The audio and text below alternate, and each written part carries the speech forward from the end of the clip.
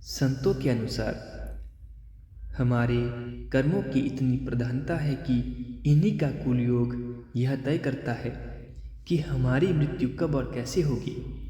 Doctor Julian Johnson ने अपनी पुस्तक the path of the masters में जीवन और मृत्यु पर प्रभाव डालने वाले क्रिया प्रतिक्रिया के नियम का बड़े विस्तार से वर्णन किया है।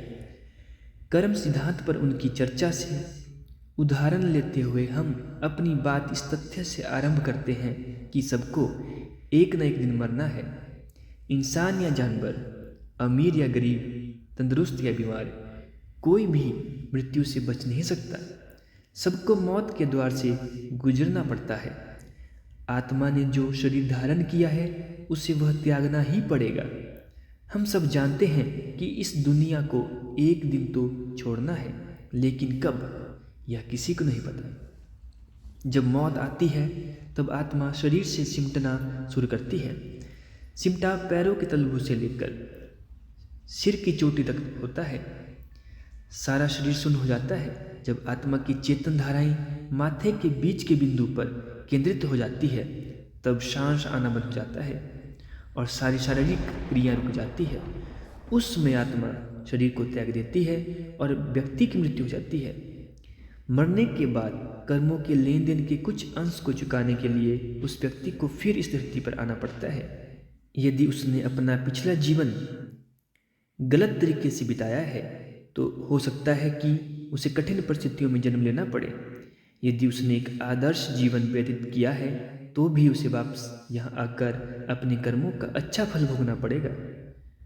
इसके अतिरिक्त ऐसा भी हो सकता है कि उसके कर्मों, मोह के बंधनों और आध्यात्मिक तरक्की के आधार पर वह अच्छे या बुरे किसी अन्य मंडल में चला जाए और अपने कर्मों के कर्ज के मुताबिक निश्चित अवधि के लिए वह ठहरे।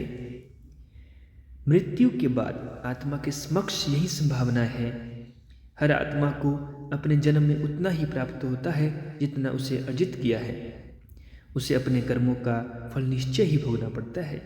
यदि उसका मन मैला और नकारात्मक प्रभावों से भरा है तो उन प्रभावों को किसी न किसी तरह जड़ से उखाड़ना होगा। ऐसा कर लेने पर वह आत्मा ऊंचे मंडलों में बेहतर परिस्थितियों की ओर जाने के लिए स्वतंत्र हो जाती है। कुछ लोग इस बात पर विश्वास नहीं करते कि मृत्यु के बाद भी जीवन है तथा चेतना के अन्य मंडल भी विद्यमान है।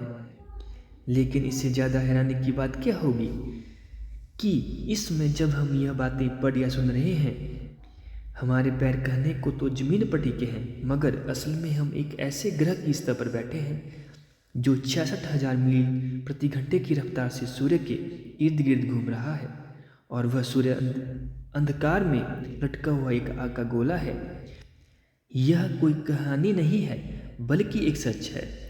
अगर हम इस बात को समझ लेते हैं कि हम जिस तरह इस रचना में मौजूद हैं वही इतना हैरान करने वाला है, तो क्या हम इस बात की संभावना पर गौर नहीं कर सकते कि मौत के बाद भी जीवन समाप्त नहीं होता और इस ब्रह्मांड में कई दूसरे अन्य मंडलों का अस्तित्व भी है।